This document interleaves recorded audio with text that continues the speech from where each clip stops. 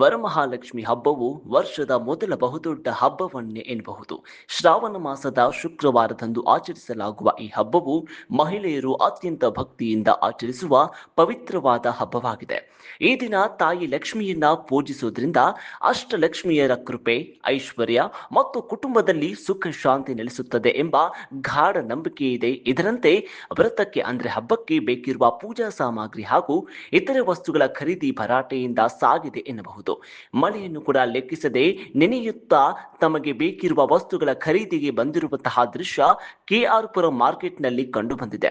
ಒಂದು ಕಡೆ ಹೂವು, ಹಣ್ಣು, ಪೂಜಾ ಸಾಮಗ್ರಿ, ಬಾಳೆಕಂದು ಹಾಗೂ ಹಣ್ಣುಗಳ ಬೆಲೆಯು ಗಣನೀಯವಾಗಿ ಏರಿಕೆಯಾಗಿದ್ದರೂ ಸಾರ್ವಜನಿಕರು ಭಕ್ತಿಯ ಉತ್ಸಾಹದಿಂದ ಖರೀದಿ ನಡೆಸುತ್ತಿದ್ದಾರೆ.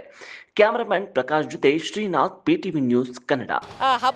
ಹಬ್ಬಕ್ಕೆ ತುಂಬಾ ಖುಷಿಯಾಗಿ ಶಾಪಿಂಗ್ ಮಾಡೋಣ ಅಂತ ಆಚೆ ಬಂದ್ರೆ ಫುಲ್ ಮಳೆ ಬರ್ತಾ ಇದೆ. ಮಳೆ ಬಂದ್ರೆ ಒಳ್ಳೇದೇ ಬೆಂಗಳೂರಿಗೆ. ಆದರೆ ಇವತ್ತು ಒಂದು ದಿವಸ ಅರ್ಧ ದಿವಸ ನಮಗೆ ರಜಾ ಕೊಟ್ಟಿದ್ರೆ ಮಳೆ ನಮಗೆ ತುಂಬ ಚೆನ್ನಾಗಿತ್ತು ಶಾಪಿಂಗ್ಗೆ. ಪಾಪ ಅವ್ರಿಗೂ ವ್ಯಾಪಾರಿಗಳಿಗೂ ತುಂಬ ತೊಂದರೆ ಆಗ್ತಿದೆ. ಇದರಿಂದ ನಮಗೂ ಒಂದು ನೆಮ್ಮದಿಯಾಗಿ ಶಾಪಿಂಗ್ ಮಾಡೋಕ್ಕಾಗ್ತಾ ಇಲ್ಲ. ಬಟ್ ಆದ್ರೂ ವರಮಹಾಲಕ್ಷ್ಮಿ ಹಬ್ಬ ಅನ್ನೋದು ನಮಗೆ ತುಂಬ ದೊಡ್ಡ ಹಬ್ಬ.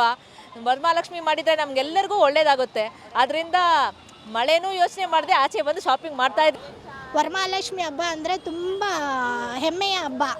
ಹೆಣ್ಮಕ್ಳಿಗಂತಲೇ ವಿಶೇಷವಾಗಿ ಎಲ್ಲರೂ ಆಚರಿಸುವಂಥ ಹಬ್ಬ. ಇದರಲ್ಲಿ ಸಾಹುಕಾರರು ಬಡವರು ಅನ್ನೋ ಥರ ಏನೂ ಇರೋಲ್ಲ. ಎಲ್ಲ ಸಮಾನವಾಗಿ ಚೆನ್ನಾಗಿ ಹಬ್ಬ ಮಾಡ್ತೀರಿ. ಅಂದರೆ ವಿಪರೀತವಾದ ರೇಟ್ ಆಗಿದೆ. ಹೂಗಳಂತೂ ಮಾತಾಡ್ಸೋಕ್ಕೆ ಆಗಲ್ಲ. ಫ್ರೂಟ್ಸ್ ಆಗಲಿ ಇದಾಗಲಿ ತುಂಬ ವಿಪರೀತವಾಗಿ ರೇಟ್ ಆಗಿದೆ.